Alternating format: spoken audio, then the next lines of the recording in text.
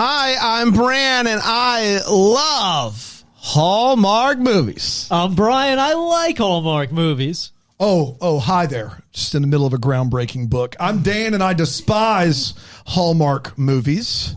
And I'm Greg Grunberg, and I am one of the best actors on the planet. And this is the Deck the Hallmark podcast.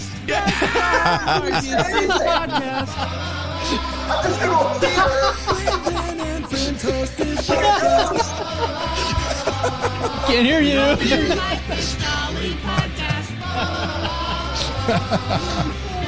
Well, hello, everybody. It is great to be here today. Just the four of us. Just the four of us. Oh, man. Yep. Great. Just the four of us. Man. I'm sorry that you'll be watching my assistant, and he can't speak, but I'm Jonathan, and I despise Hallmark movies, but you wouldn't know that because I'm a ghost, and apparently I don't get introduced. That's right. Now, you may be asking yourself, this is a fall movie with seemingly all Gentiles in play. What is Jonathan Shapiro doing on the program? I was wondering that. Jonathan, you want to tell everybody what you're doing on the program? It's good to see you as always, sir.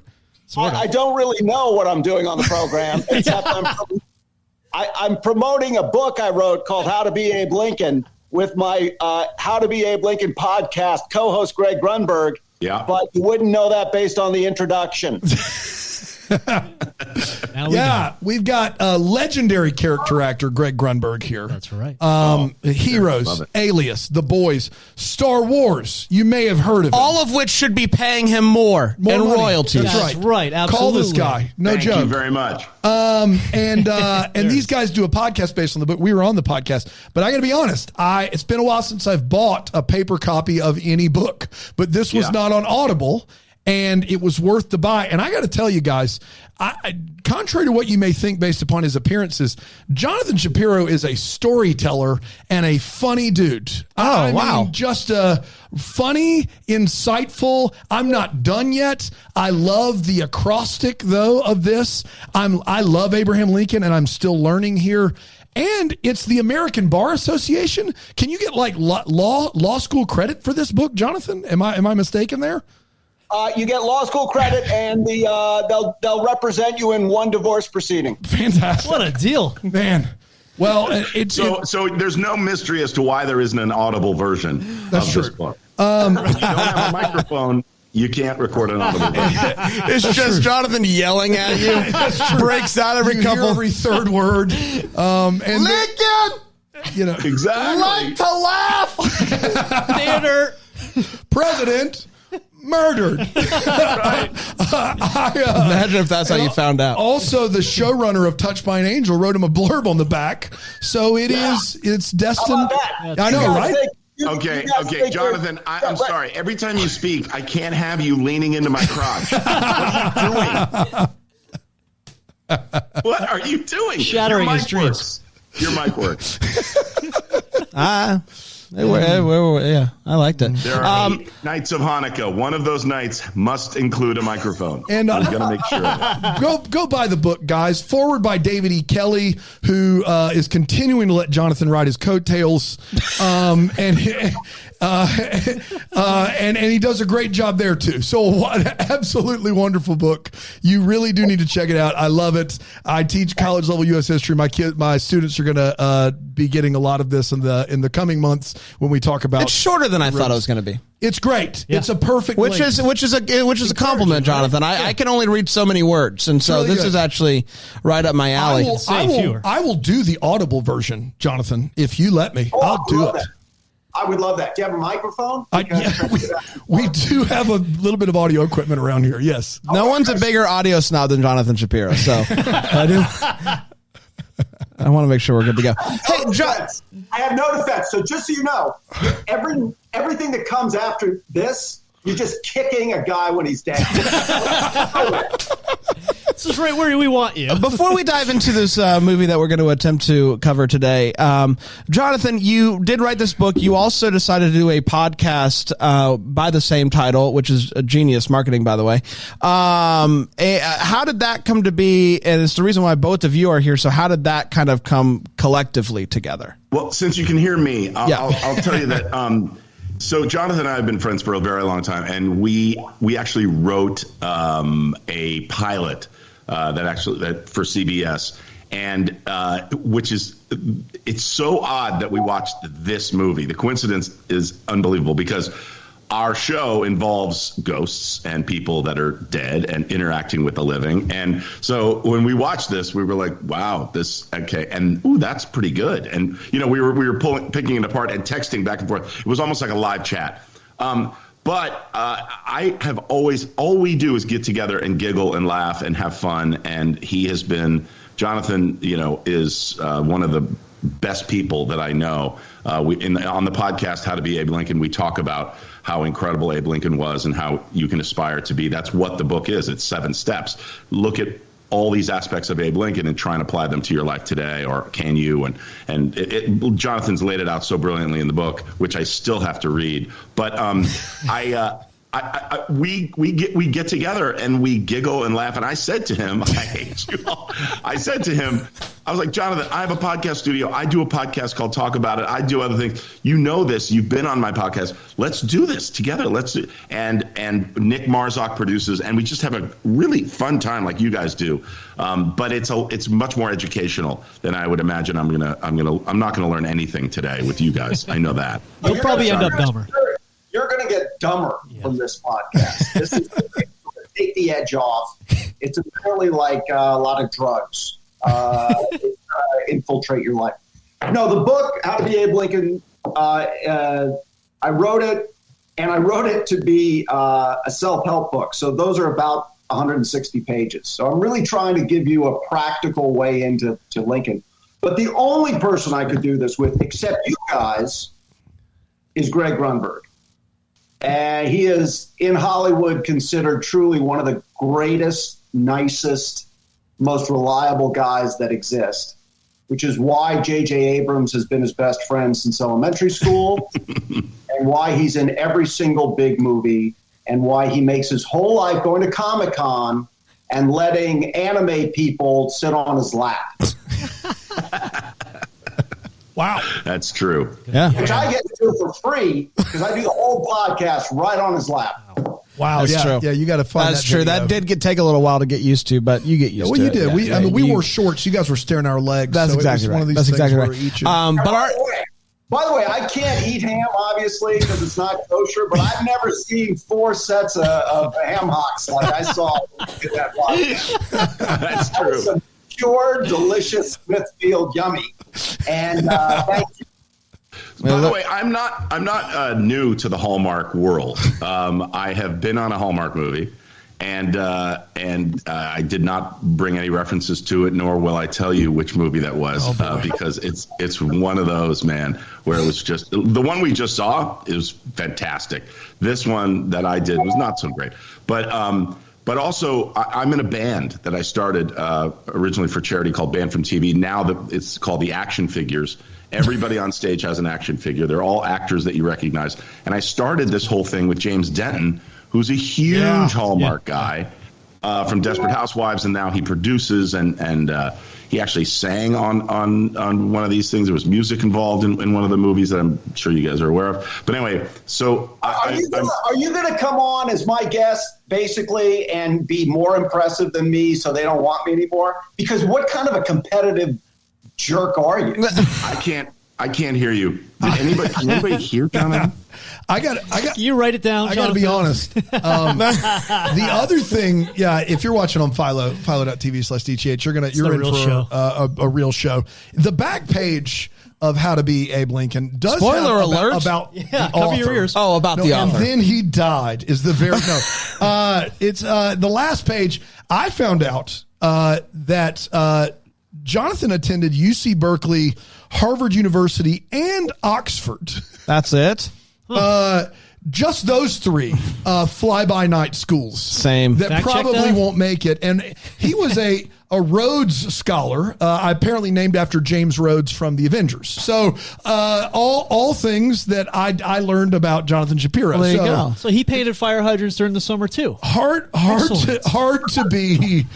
to be more impressive than that list right there, sir. That's doing something. Hold on. A lot of good it's done me. I don't have a microphone, and I have to be on this thing. That's fair. I dropped out of San Diego State University. I had to do it on my own free will. This guy's leaning on diplomas and education. That's not the way you do it, Jonathan. It's kind of cheating. And the truth is, had Clemson let me in, That's right. I'd have gone there. That's right. Go Tigers. You get it. Then No you'd Tigers. be insufferable, though.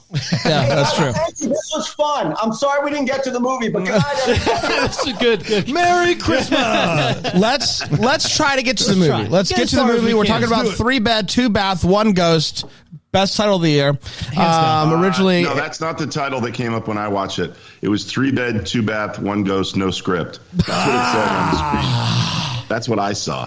this guy over it. I here. love it. I This love it. guy. For I'm those of you. joking. I'm kidding. He's kidding, folks. For those of you that did not see it, I will tell you about it. Originally aired on October 7th, 2023, and it went a little something like this. The movie kicks off.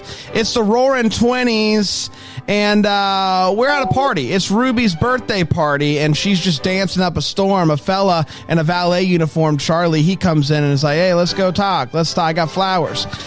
She says, I love you, and I will love you forever, but my father would never accept this. He drops the flowers in it's very serious. 100 years later, we see the same manor. It is boarded up. It is for sale. We meet Anna, who's the real estate agent. She's a fresh new agent, and her first listing is a real beaut. She walks inside and sees a painting of Ruby. She goes to check on the rest of the house, and doors start slamming, and she is shocked to see a woman standing there.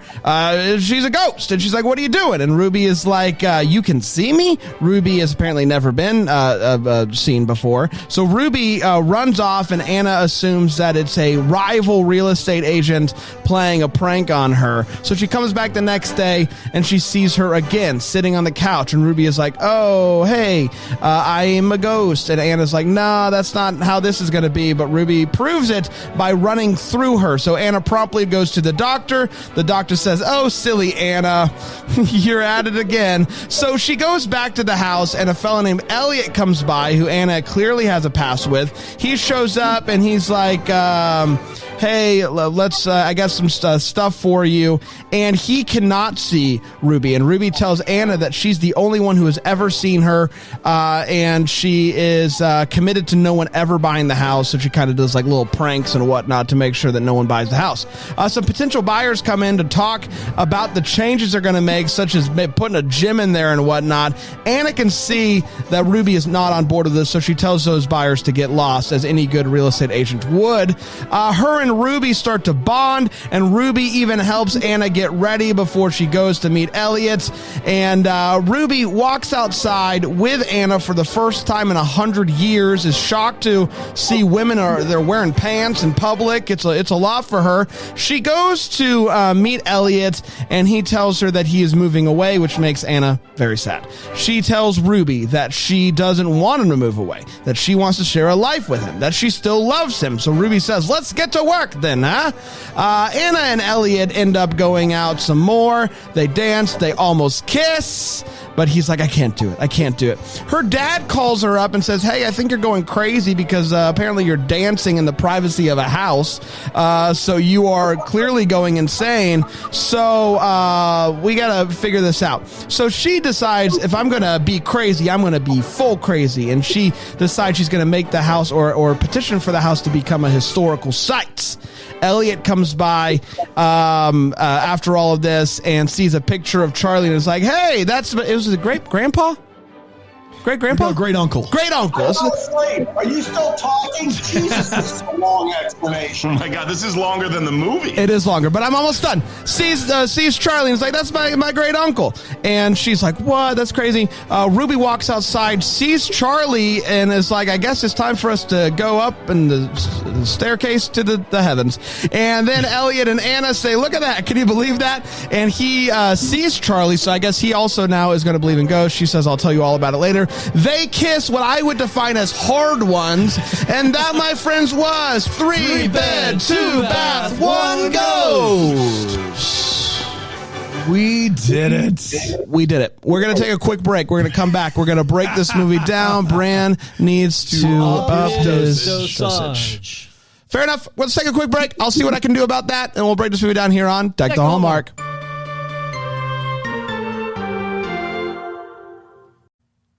Dan, buddy. get that bottle out of your hand. Oh, dude, this plastic bottle? Yeah, the it's plastic recyclable. It isn't? I thought Here's- recycling was just like by the bottle. Can I tell you something I found out today? Please do. 91% of plastic doesn't even get recycled. Are you kidding me? Why does it have this logo on it? I don't know, but it does. And 91% of plastic doesn't get recycled. And that's why I'm trying to get rid of as much single-use plastic as possible. And that's why I'm excited to talk to you about Earth Breeze. Oh, Earth Breeze is the best. You like Earth Breeze? I love Earth Why do you Breeze. love Earth Breeze? Because I love it because it gets rid of the big old plastic bottles. But It's awesome. there's lots of reasons to like It's it. awesome that it does that, but it also cleans my clothes really well. Uh-huh. It's easy to use. Right. It works in high efficiency machines. Think like a dryer sheet, but for the laundry detergent. They It's ship crazy. it to you in a biodegradable container. That's it. You just throw the sheet in. Laundry gets clean like normal. It makes laundry easier. And we got kids at home. We all need laundry to be easier. Yes. It's a no-brainer. It's maybe my favorite product we've ever advertised for on Deck. I love it. I am a continued customer because I no longer need the big giant plastic thing. It's a nice little envelope, and I just pull one out, bingo, bango. throw it right in the laundry. And guess what? It doesn't matter if you have the big old GE washer or whatever. It High works. efficiency, It good works. to go. It Could works. you get a deal right now? You can. Oh Here's my the thing. gosh. Right now, listeners of Deck the Hallmark are going to be able to get 40% off. Whoa, They're going to you gotta save do 40% off by subscribing to Earth Breeze. Go to earthbreeze.com/DTH. That's earthbreeze.com/DTH for 40% off. earthbreeze.com/DTH. Welcome back, boy. everybody. We're talking about 3 bed, 2 bath, 1 ghost. Let's break it down. We're going to start with the hot take. It is where we share how we felt about this movie. We do not hold back, and I will start with you, Brian. Yeah. Brian, Yeah. What'd you think about 3 bed, 2 bath, A lot of 1 hype. ghost? A lot of hype. A lot of around this hype one. here. Best title of the season in a lot. Like such a great title. Yeah. I can love Yeah. this. So at that already, it's at a disadvantage because the title's so good. It didn't disappoint for me. I had a really good time with this. I liked it. Stayed true. I didn't realize. I don't know what it was. I didn't put together that Julie Gonzalo was Blair Crank from Christmas with the Cranks. Oh, She is Blair she's Crank. Crank, everybody. Holy- Yeah. What?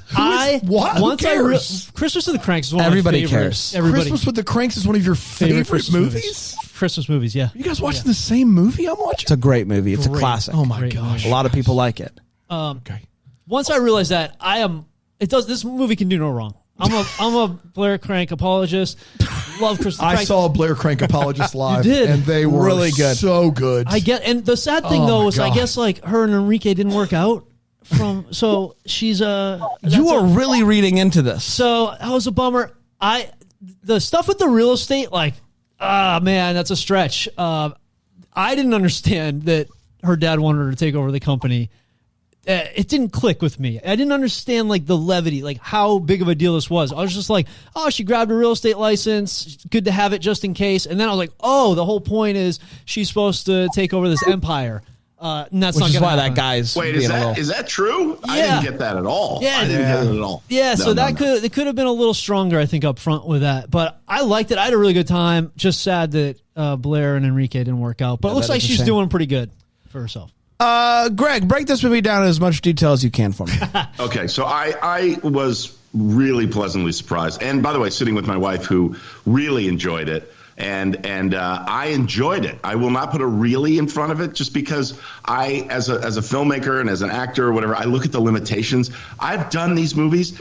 They are so much fun to do because it's like summer camp. You are given a limited. I've done big movies and I've done small movies. And when I see something like this that actually gave me the feels at times, I was like, wow. When she's able to actually, forgive me, when she is able to actually walk out of the house and she throws the leaves up in the air, I mean, as dumb as that can be, like there were moments bonding between the two characters. I was like, wow, this is really good. The girl who from the flapper actress, unbelievable. The guy who I've only seen, the lead guy, his only other credit that I know is that he's on the box for Just for Men. Dyeing your beard. He was good. There were, breaking down the actors or whatever. There was only one guy miscast. He's not a bad actor, but he just completely miscast, and that was the father. I was like, why is this detective acting like their father? Okay. That was odd. But I love the idea of taking, one location. John and I know that when you are given one location, we call it a bottle episode on TV shows where you go, okay, let's just have the whole episode take place. Although they went out to the coffee house and to the carnival. I mean, by the way, the establishing shot of the carnival, and then you cut, inside, and it's a used car lot with all the lights. I mean, there are limitations that that they have to deal with, and they did a great job, man. And I was joking earlier when I said that no script. They hit all the beats. It was Jonathan and I were texting back and forth going, okay, what's the rule? What's the rule? What is it? Why can she see her? Yeah. What's going on? And it was very sweet. And I am not one to usually, enjoy. You guys said it right. The quality of this one was higher than normal. And I thought it looked good. And I don't know. I have to say, I enjoyed it. I really did enjoy it. You guys can call Greg Grunberg once the actors are done, once they get what they well deserve. You call Greg Grunberg and you get him on a Hallmark movie. That's what we need to see. One that he's proud to talk about. Like I said before, I've done a Hallmark movie before, and it was for the money. And it was like, I have a couple of days, and they'll call you and go, hey, can you come in? We'll put all your stuff on 1 day or 2 days, and that's what I did.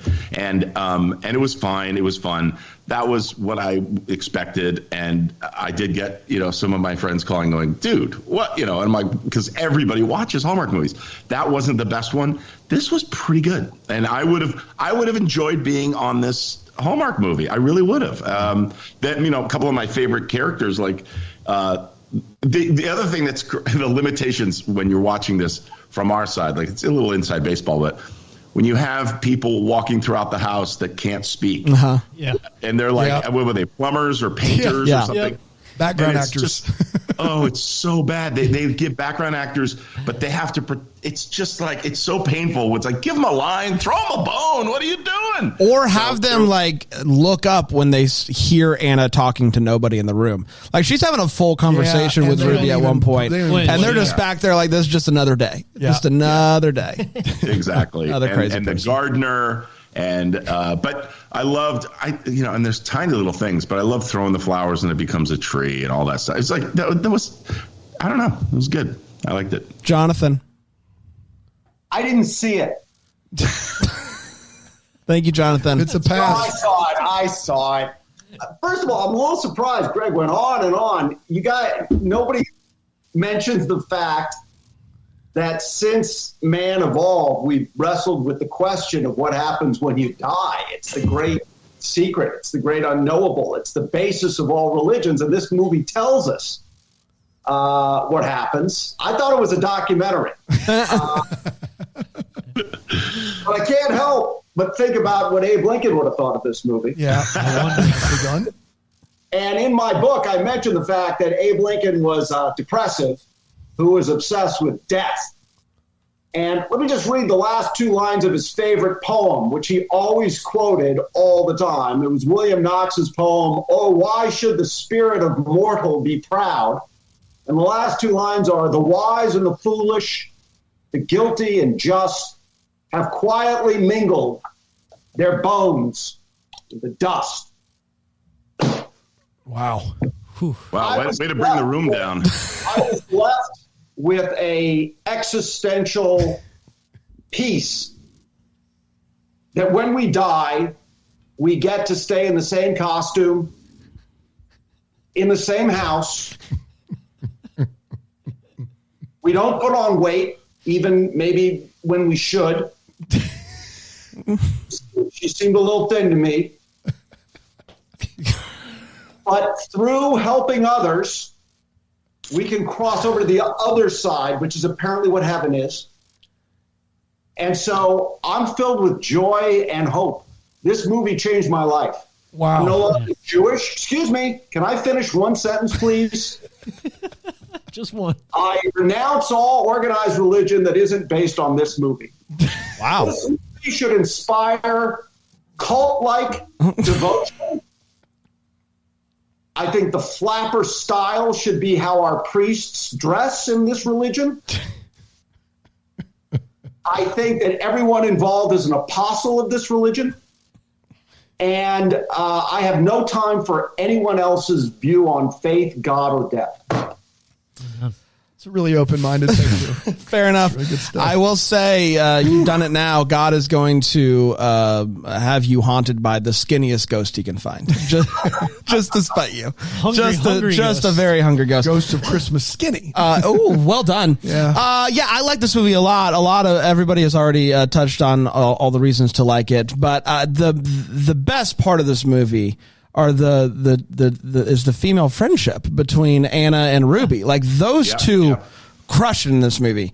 And as much as I like Chris McNally, I don't care at all about him in this movie, because though these two friends are just knocking it out of the park. And I felt like once I as much as I loved the leaving the house scene, I just didn't really care about that relationship with Elliot. And so, it was going great and I was having a fun time. And then the romance got involved. Now, the romance is coming, but I almost wish it didn't, just cause I felt like that friendship was so, wonderful. Obviously the romance plays into it at the end and you need that, but man, those two just crushed it. And, I would watch another one of those two just hanging out, cause I thought they were, fantastic. what's really hard is that what you're saying is so spot on, because we're not invested in their previous relationship. And they keep talking about that. They keep talking about, well, we all made mistakes and you did this and you did that. When you hear characters talking about it, but you don't see it, it's a tough one. I mean, Jonathan, as a screenwriter, this is a serious question. Like how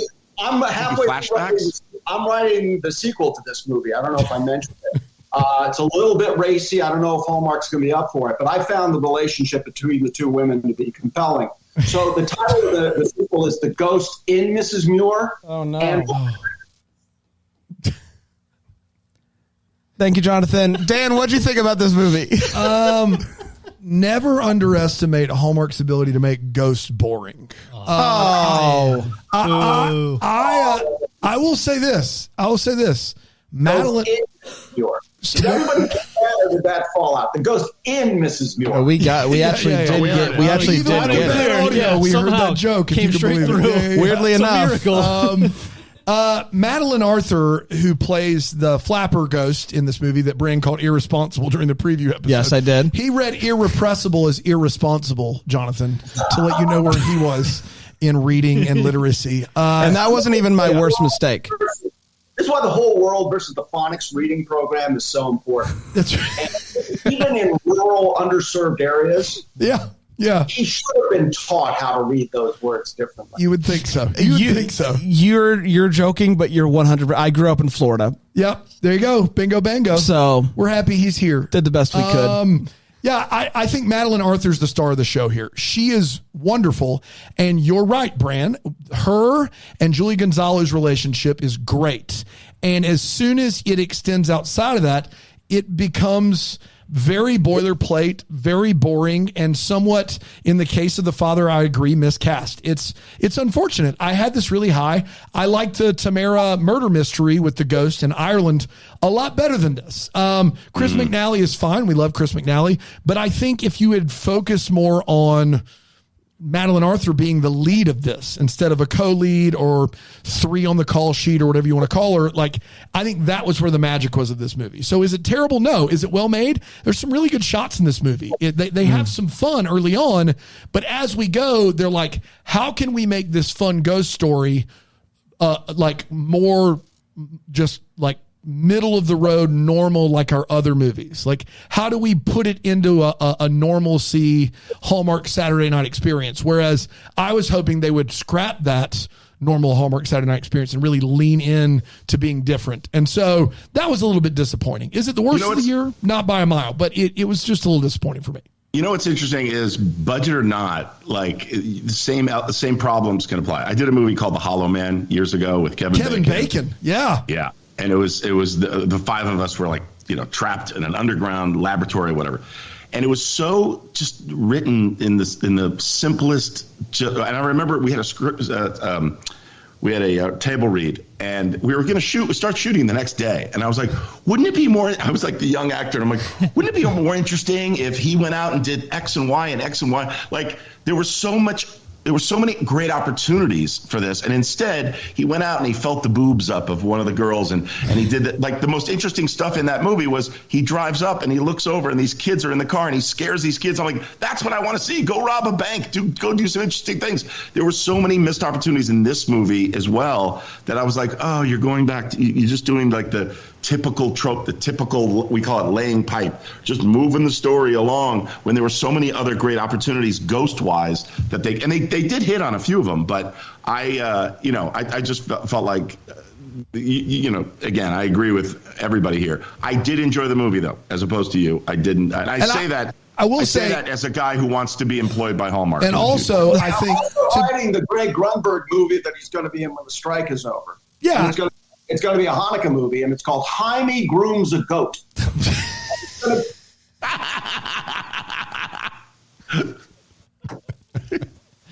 And I will say this. Had I not seen a Hallmark movie in 5 or 6 years and had an opinion of them and then watched this movie, I would be like, oh my goodness, Hallmark movies are a revelation. They're so much better than I remember them being. So I do think context is important there. Yeah. Yeah. Let's get to all the feels where we talk about what this movie gave us those feels. Brian. Yeah. A lot of feels, I would say. A lot of feels to go around. I'd like to state mine in a poem, if you don't mind. I do mind, but I'm going to let you do it anyway. Yeah. It goes, roses are good, violets are fair, Chris McNally's beard, but oh my gosh, did you see his hair? Whew. The guy is groomed like flawlessly. Yeah.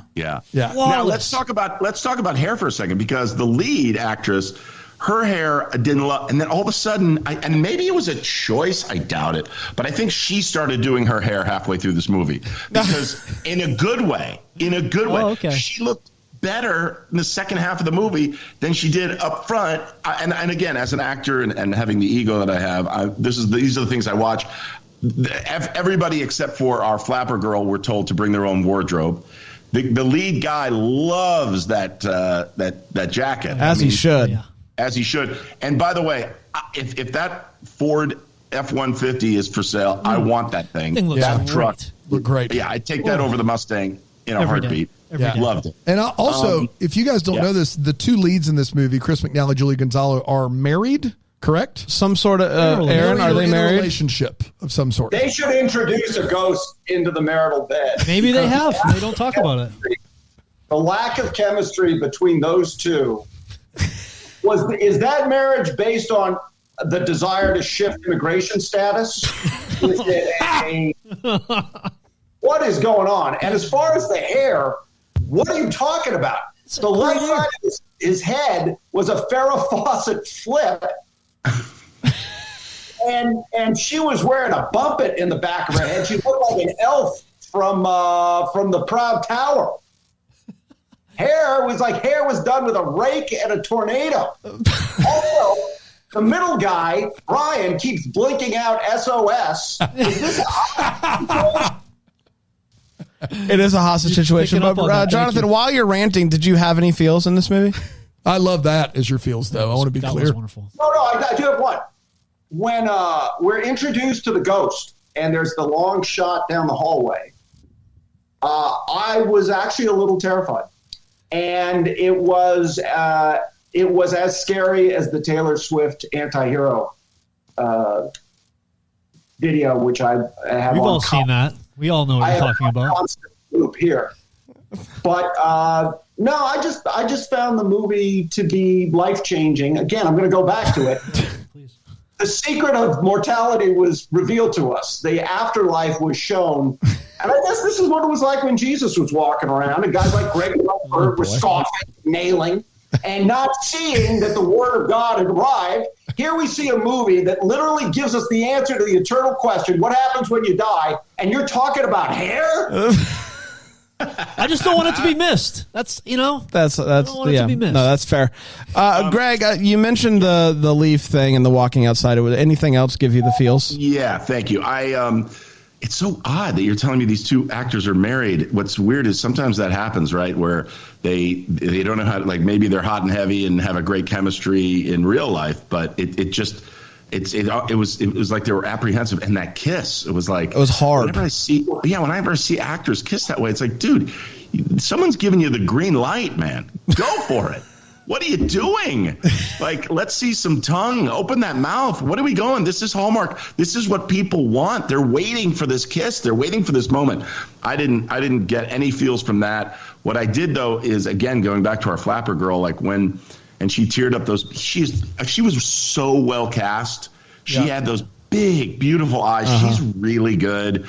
And she gave me the feels when she was talking about, staying and going. That was great. And then again, it's the bonding between those two female characters. There were moments in there that I was like, oh, that's really sweet. Like and by the way, I was looking to not like this movie, guys. I really was. I was like, oh, I'll be that guy. And it was kind of overall. Again, I look at this and I go, missed opportunities. It was kind of like Beetlejuice without the juice, but there were so many moments that saved me because they did those moments right, and the acting was there and it was solid, and especially with the flapper girl, she was great. Yeah, I don't want to beat a dead horse, but can we go back and talk about the hair? Mainly, and I do want to just say, Jonathan, if you bear me the time just for a second. We watched Chris McNally on a TV show, When Calls the Heart, here on the Hallmark Channel. It takes place in the 19-teens, and he's buttoned up, all the way up, as many buttons as you can possibly have. In this movie, less buttons.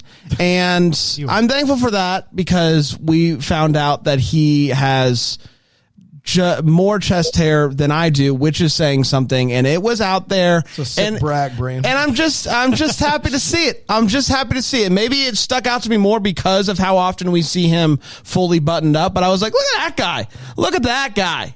Gave me feels. Good feels. Thank you. These are all really good feels. My feels is a little story called How to Be Abe Lincoln. It's by Jonathan Shapiro. And you can pick it up at Amazon or wherever you buy your books. In fact, go support a local bookstore. You can also listen to it, by the way. You can listen to it. There's a podcast attached as well. Oh, yeah, that's right. Look it up in the Spotify and you'll find it. Apparently episode two or three is really good. Episode 3 is really good. Really They're all good. They're all good. Alex, great on there. Can I ask you a question? On When Calls the Heart, do they address the fact that the actor is a werewolf? Not yet. Subcontext, that's very quietly. Season 11, I think. That's next season. That's next season. Yeah. Crossing our fingers. Crossed, Let's take one more quick break. We'll come back with the Wait What and the What the Hallmark here on Deck the Hallmark. Hallmark. Oh, man. You'll get there.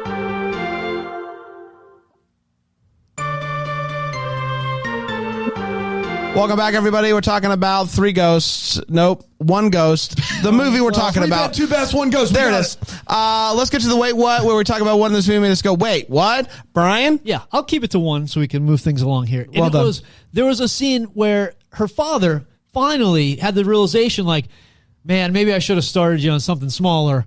Maybe you should shadow me for a little bit, get your feet wet. You think? You think so? Holy cow.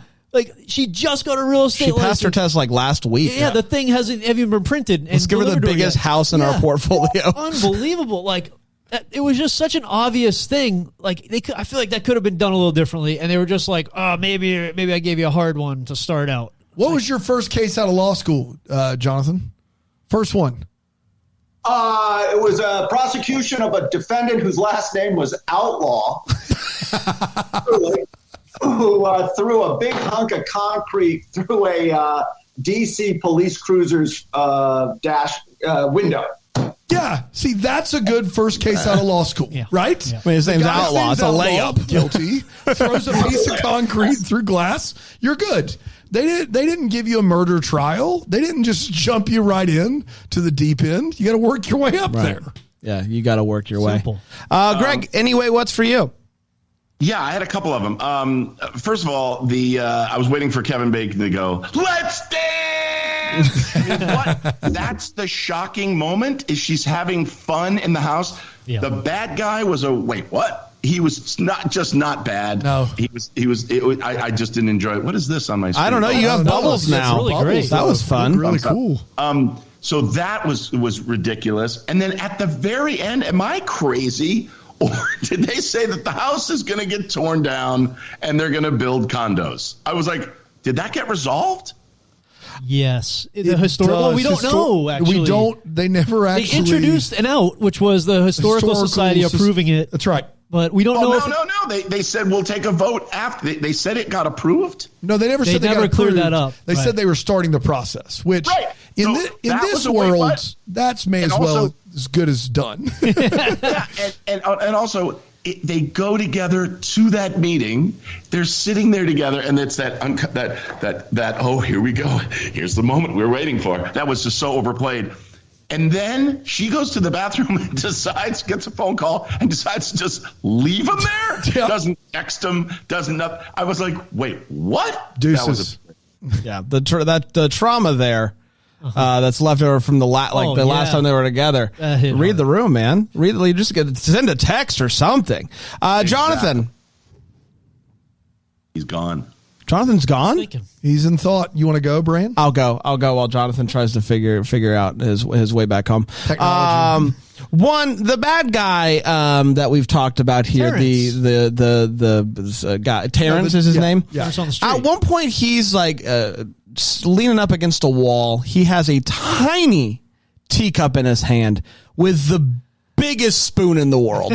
Terrence, you gotta pick a lane, buddy. Yeah, Either tough. do big cup with big spoon or small cup with small spoon. You can't mix the two because you just look weird. Yeah. You look weird. You looked weird there, Terrence. And you are weird because you're creeping around taking videos of someone dancing in their house. If dancing alone by yourself in a house is crazy, then call me Charles Manson because I'm the craziest of them all. That's a bit of a leap. Yeah. What did he go to jail for? A lot of murder. A lot of dancing. Yeah. I thought it was all dancing related. Just call me crazy guy because that's just That was Chuck Manson. That you can't do that. That was Chuck Manson. Yeah. Chuck Manson, different Manson altogether. I was heartbroken by that, but that's just me. Dan? And by the way, the bad guy also, I believe, used his own wardrobe because that shirt collar was so freaking tight. Yeah. It was like, dude, come on. I mean, I know, that was an opportunity lost. Yeah. By the way, but To me, he looked like Jason Bateman got smacked in the face. I don't know by who, but by someone. And like Andy Devine, too. Like if they got together. those two together. Yeah. Adam Devine? Devine. Adam Devine. Devine, Or yeah. Devine? Adam Devine. Yeah. Adam Devine. Yeah. I'm all over the place. You were thinking of the Maroon 5 guy. Yeah. Sure was. Adam Levine. Adam Levine. Yeah, Adam not Levine. like him. No, not like him. At all. Hey, Hallmark, I know you're branching out and trying ghost stuff, and I'm really, really happy that you're doing so. If you have one ghost character, they get one over my dead body joke. One. Yes. You don't get to go back to that well and act like you've earned more than one over my dead body joke. One is being kind. All right? Yep. You should have none. But we're going to give you one because you're new to the ghost game, and we're going to let you have one, and we're going to think it's cute. We're going to laugh. You went back for seconds? No. You can get more than one of those over my dead body. Yeah, there you see. There it is. That's how you do it right there. Thank you. Absolutely not, Hallmark. Who do you think you are? I am. Next up, Greg needs to join us every episode. Yeah, he does make me feel really good. Yeah, the inside jokes. I feel like. Did anybody notice I was ghosting you all? You should. Good. Over our dead. He's back. Ghosting. That's nicely done. It's nicely done. I will say this. This ghost has been in this house for 100 years. She has observed people living in this house for 100 years. And yet she is new to seeing someone text someone. And I don't know how that's possible when texting has been around for 2 decades. Literally. I have Jonathan, you haven't done your wait what yet, have you? No, he hasn't. Okay, I hope you do the one that you texted me because it is brilliant. Oh, wow. Oh, I was going to be great. A lot of setup there, Jonathan. Yeah, Don't blow this. And I'm going to go ahead and pass it to Jonathan. The only other thing I had left was she's the worst real estate agent of all time. But we don't talk about that. Go ahead, Jonathan. I don't know if this is it. She sees dead people, right? Yes. Doesn't that mean she's dead? Ooh. Isn't that this whole movie? Isn't this The Sixth Sense? I mean, it's your gospel. You should know. That's right? true. Yeah, the rules are very kind of Yes. whatever. They're soft. No, the one I was talking about, Jonathan, was the boxes of photos and all of that stuff. I don't understand. She died in 1925. Her parents died in the 50s. Nobody noticed the F. Scott Fitzgerald letter on the top of the box. Oh, that's nothing. Just keep it moving. Like nobody dug up. She didn't have to dig up. It was all right out there. They should convert the ghost into another bathroom. That house is too big for just having 2 bathrooms. That's true too. Yeah. I'll finish up with a couple more, and then I'll jump off and go back to the other podcast I'm doing. Why is Ghosty's forehead so weird in the portrait? Yeah. Portrait's creepy. Portrait is creepy. Yeah. It's creepy. Although I did enjoy the end. I did predict the wink. It's a personal issue. My issue with the father is, why would Lafitte Pinkai be cast as the father? That is the shortest man who has ever been in a pot. They do Christmas movies with elves who are taller than the father in this movie. That's two elf comparisons, 2 different actors. They shot We're counting. from every angle you could shoot to make him look vaguely taller, or maybe if he is 4'11", I'll eat my hat. Abe Lincoln's hat. And so the question is, why would they cast? But he was like at a dragnet. His delivery was at a dragnet. The Hall of Fame's greatest jockeys, other than Willie Shoemaker, I think the best jockey who's ever actually ridden a horse. I love Lafitte Pinkai, not for this movie. Oh, he had a jockey name. That's fantastic. Let's get to what the Hallmark is for. We wonder what could have been. Maybe having some clarity questions that we still have. Brian, what are you still wondering about? What are you losing sleep over, bud? Yeah, did we find out what their business was together in their previous relationship? I have so many questions about their previous relationship. I assume it was like a restoration. They said it enough times, so we should be invested, and then they never told us. They never covered any, which maybe they just figured that's too much. They cut it out. Yeah, I figured. Yeah, they didn't anticipate us. Hell, yeah. Didn't see us coming. They didn't think anyone would care. Greg, what are you still wondering about? I mean, I think, I kind of touched on it, but, the house was so great to me. I mean, by the way, I've been to the Playboy Mansion. It looks a lot like that. And so I was like, I love homes. I love this. So I was like, oh, look at this beautiful house. And I think I've shot at that house. If they shot in California, then I've shot a movie at that house. And that was previously owned by Richard Riordan, by the way, Jonathan. I believe that house. But I was more curious on that kind of stuff. I always wonder, like, when people eat, when they go to the bathroom, like stuff that you'd normally cut out of a movie. But I'm like, when is this happening? What's going on in this movie? But I didn't get resolution on the relationship. I didn't get resolution on the house. There were so many dangling things, which I guess is good for a part 2 that Jonathan's working on right now. So that's good. Yeah. Jonathan? I want to know if the Flesher Building hearing is going to be appealed. I saw a lot of legal issues in that hearing. I was shocked that a zoning meeting like that would get a full house. You don't usually get that kind of very high interest there. High interest, and no one was allowed to talk or look at one another. So it's a very specific hearing. It's a very disturbing hearing. Lafitte Pinkai, when we first meet him, says the house has been I wrote it down. It has been caretaken. Yes. Has been caretaken. I think what he's trying to say is there's the house has been taken care of. He's trying to say that. Caretaken. He's been It's been caretaken. Fewer words. Caretaken. Where are you going? Oh, I'm going to be caretaken. And the only reason I bring it up is, I don't know if they had a script or if Lafitte was just allowed to riff. My feeling is that when you write a script like Jaime grooms a goat, that you use language which is both pleasing to the ear and actually the language you're speaking in, which is English. So I had questions about that. And then the last thing is, and this I don't know if this is politically correct. Oh boy. Yeah. Everybody quiet down. Now he cares. But what's the name of the male love interest, the lupine strange? Elliot? Yeah. He doesn't like women. Wow. So I don't, does that come out in the next one? Oh my. Maybe. Wait, what? I mean, it just seems, okay. Yeah, no, it's I've got another wait what.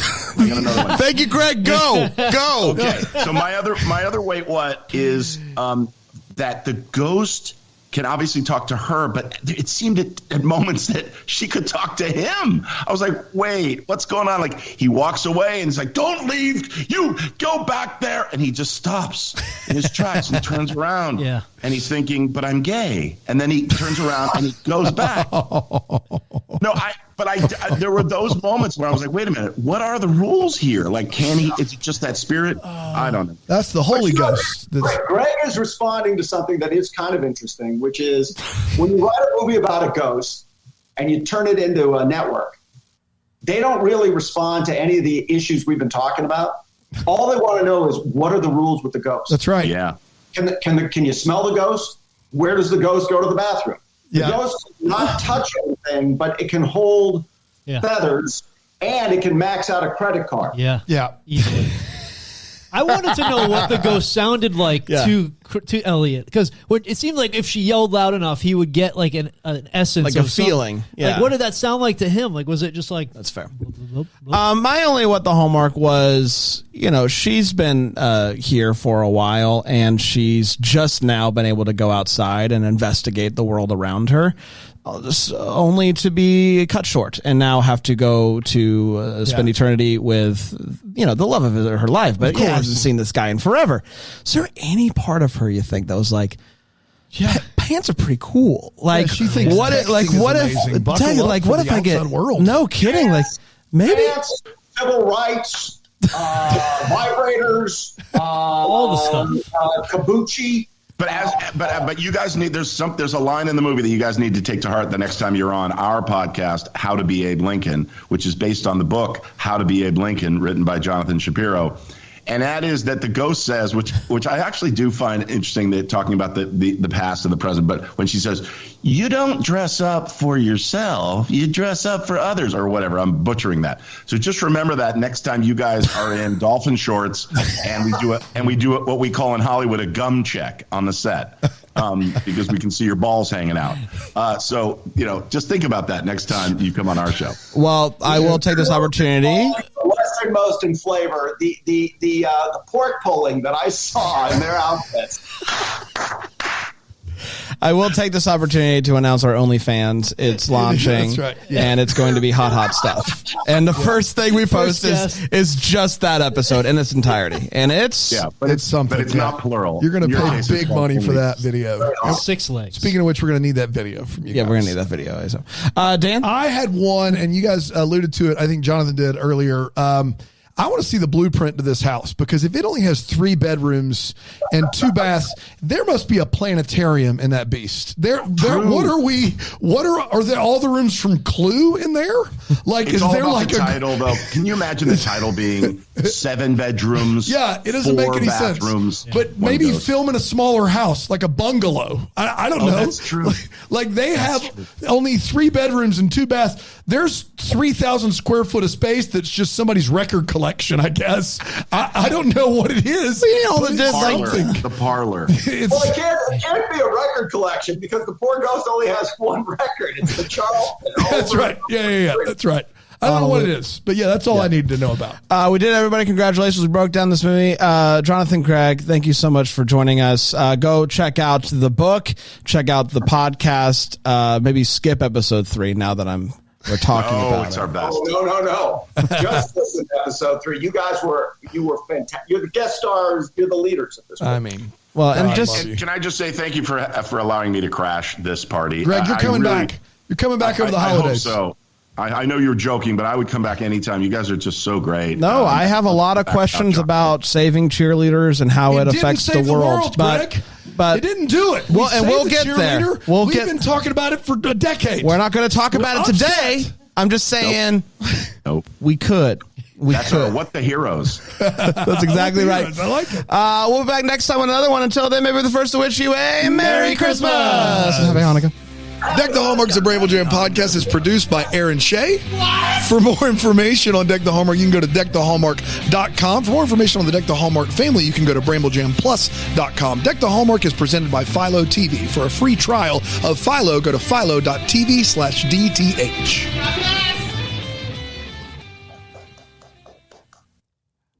You're about to hear some ads that help keep the lights on here in the old studio. Thanks for listening or don't listen. It's really up to you at this point. It's at the end of the show. I mean, you're listening to me. Hi. But here they come. I promise they're coming. Yep, here they are. Happy day.